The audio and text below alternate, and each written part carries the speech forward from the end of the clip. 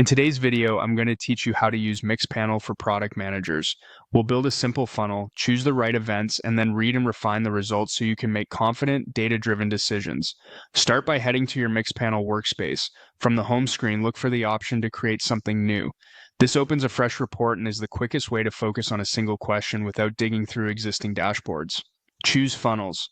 Funnels are perfect for mapping a sequence of user actions like landing on a page, clicking a button, and completing a key outcome, so you can see where users drop off and where they succeed. This walkthrough assumes your product already sends events to Mixpanel, such as page views and element clicks. Next, select your first step. When the step picker opens, choose Element Click. This is ideal when you want to track interaction with a specific UI control, like a sign up button or a CTA on a feature announcement. If you have event properties available, make the step as specific as necessary so you measure the exact interaction that matters.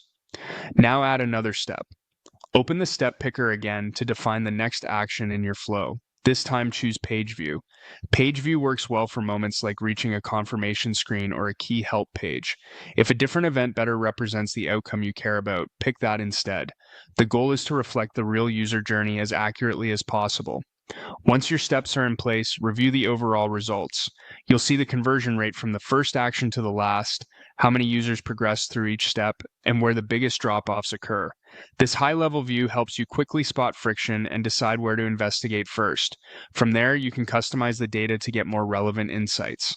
Apply filters to include only the audience you care about, such as a particular platform, plan tier, or geography. Adjust the time range and conversion window to match your product's typical usage patterns. Consider adding a breakdown like device type or traffic source to see which segments perform differently.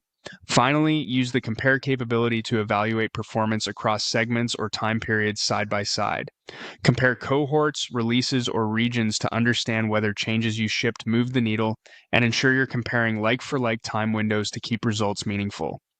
That's the workflow. Create a new funnel, pick element click and page view for your key steps, review the overall performance, customize the view to your audience and time frame, and compare segments to validate impact.